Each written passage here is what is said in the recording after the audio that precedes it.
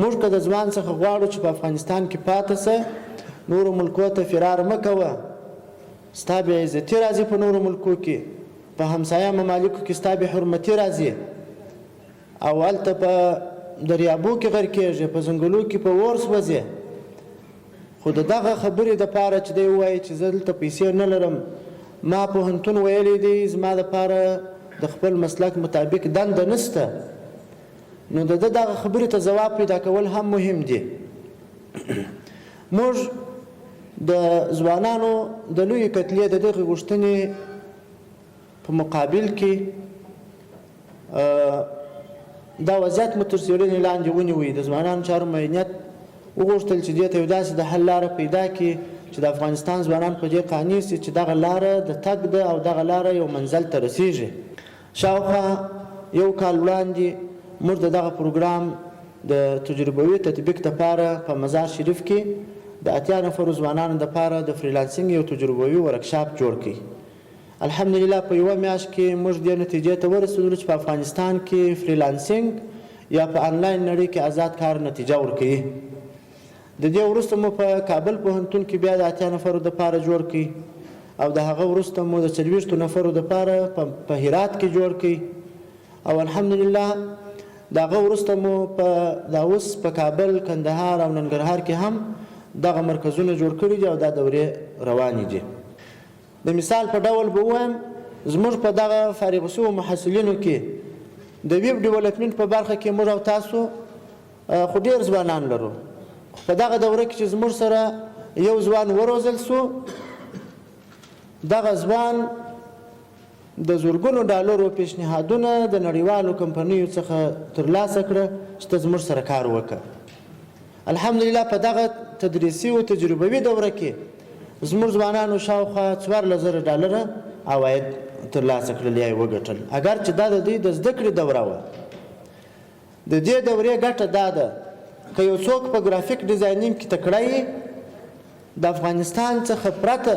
په نړیواله کچه باندې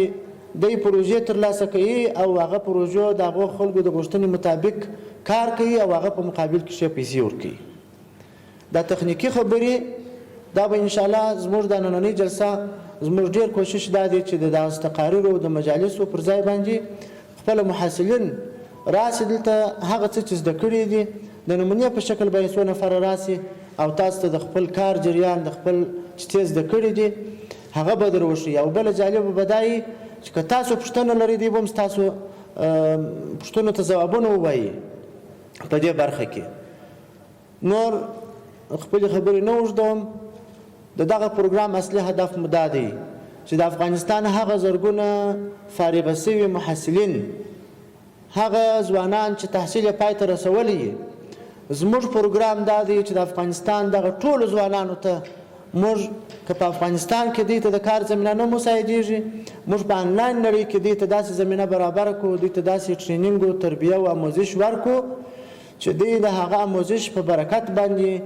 دوی وکولی شي چې د خپل مهارت څخه په استفاده باندې بهترین عواید ترلاسه کړي. او دا به درته ووایم په 2023 کال کې یوازې په امریکا کې فریلانسرانو د تېره شپه ما یو تحقیق وکتی د نړیوال بانک د ورلد بانک یو تحقیق و، یوازې په امریکا کې 1.8 تریلیون ډالره عواید فریلانسرانو درلوده په یوه کال کې. که څوم امریکا خو ډېر غټ ملک دی،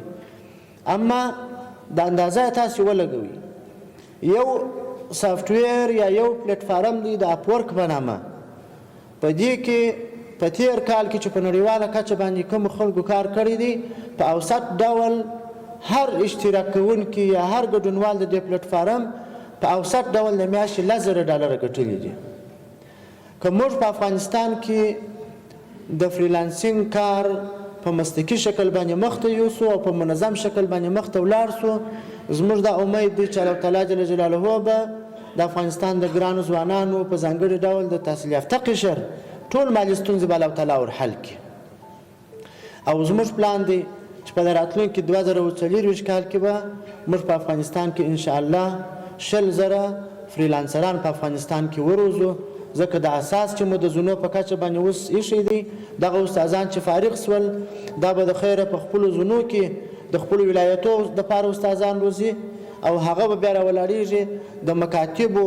پوهنتونونو، حتی د قدرمنو ژورنالستانو دپاره به داسې پروګرامونه په لاره اچوي چې دغه هر ژورنالیست به د میاشتې 50,000 او 6,000 ډالر عواید لري. ځکه په نړیواله کچه باندې دا فریلانس دا داسې یو کار دی چې دا ډاکټر هم په دې کې عواید ترلاسه کولی شي، انجینر هم ترلاسه کولی شي، لیکوال هم ترلاسه کولی شي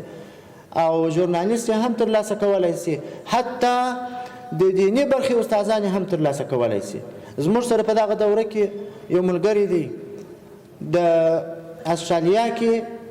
2 ساعته دیني درس لري، د میاشتې 800 ډالر ورکوي. دا اوس موږ د دغه طریقه څخه آنلاین مدرسې جوړولی شو. زموږ هغه ورونه خیر دی په هر شکل چې تللي دي بهرنیو هیوادو ته، متاسفانه هغه ته دې ته د مدرسې د دې د بچیانو د دیني تعلیم دپاره مدرسه نشته،